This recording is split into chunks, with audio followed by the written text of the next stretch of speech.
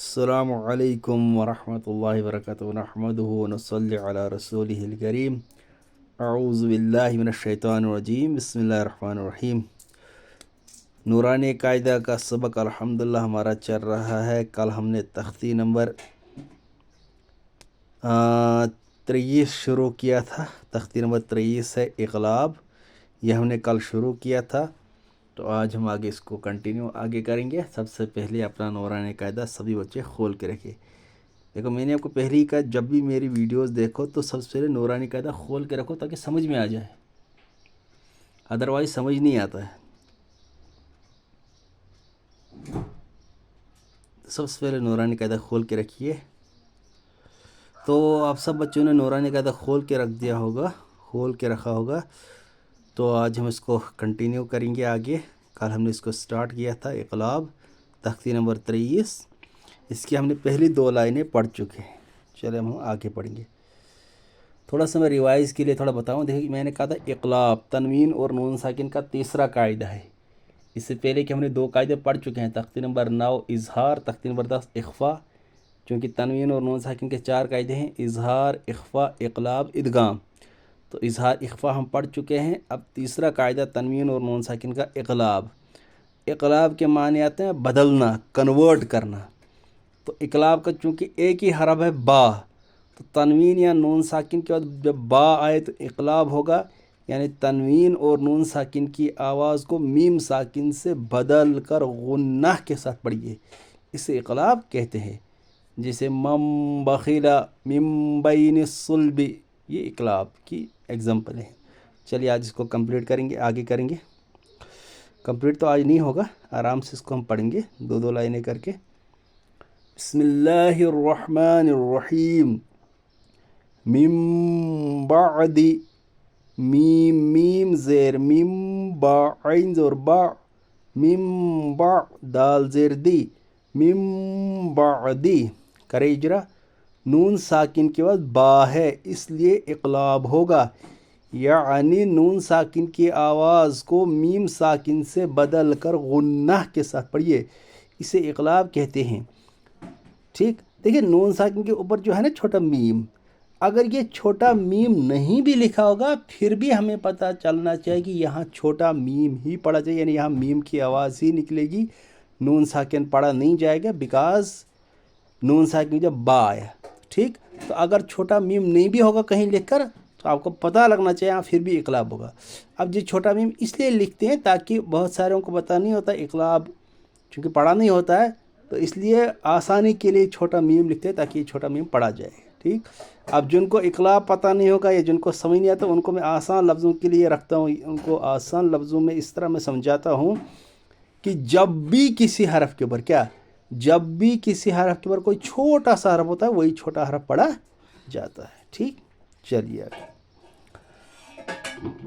مطہرۃ بأیدی سفرہ، میم پیشمو، طہ زبر طہ زبر ہا، مطہ را زبر را، مطہرہ، تا میم 2 زیر تم، مطہرتم، با زیر بی، مطہرتم بی، حمزہ یا زبر آئی، مطہرتم بی آئی، دال یا زیر دی، مطہرتم بی ایدی، سین زبر سا، مطہرتم بی ایدی سا، فا زبر فا، مطہرتم بی ایدی صفا، را ہا زبر راہ، مطہرتم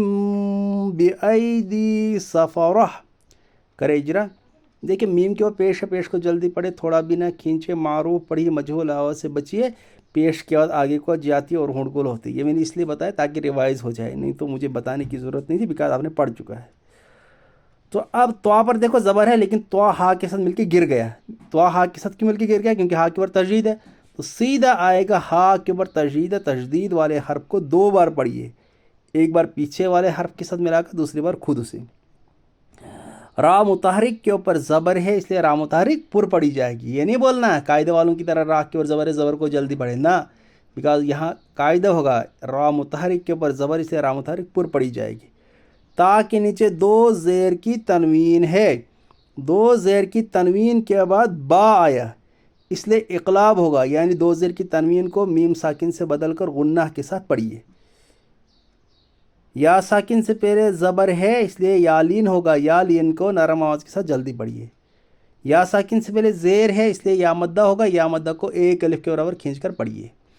را متحرک کے اوپر زبر ہے اس لیے را متحرک پر پڑھی جائے گی. گول تا پر وقف کرنا ہو تو وہ ہا ساکن بن جاتا ہے، اسے وقف الابدال کہتے ہیں. مطہرۃ بأیدی سفرہ. چلیے آگے. بذنبہم با زیر بی، ذال میم زبر ذم، با زیر بی، بذنبی، ہا میم زیر ہم، بذنبہم. کرے اجرا. نون ساکن کے بعد با ہے اس لیے اقلاب ہوگا، یعنی نون ساکن کی آواز کو میم ساکن سے بدل کر غنہ کے ساتھ پڑھیے.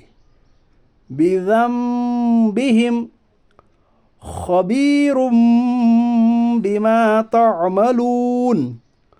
خا زبر خا، با یا زیر بی، خبی، را میم دو پیش رم، خبیرم، با زیر بی، خبیرم بی، میم علی زبر ما، خبیرم بما. تا عین زبر تا، خبیرم بما تا، میم زبر ما، خبیرم بما تعما. لام پیش لو نون ساکن، خبیرم بما تعملون. کریے اجرا. یا ساکن سے پہلے زیر ہے اس لیے یا مدہ ہوگا، یا مدہ کو ایک الف کے برابر کھینچ کر پڑھیے. را کے اوپر دو پیش کی تنوین ہے، دو پیش کی تنوین کے بعد با آیا اس لیے اقلاب ہوگا، یعنی دو پیش کی تنوین کو میم ساکن سے بدل کر غنہ کے ساتھ پڑھیے.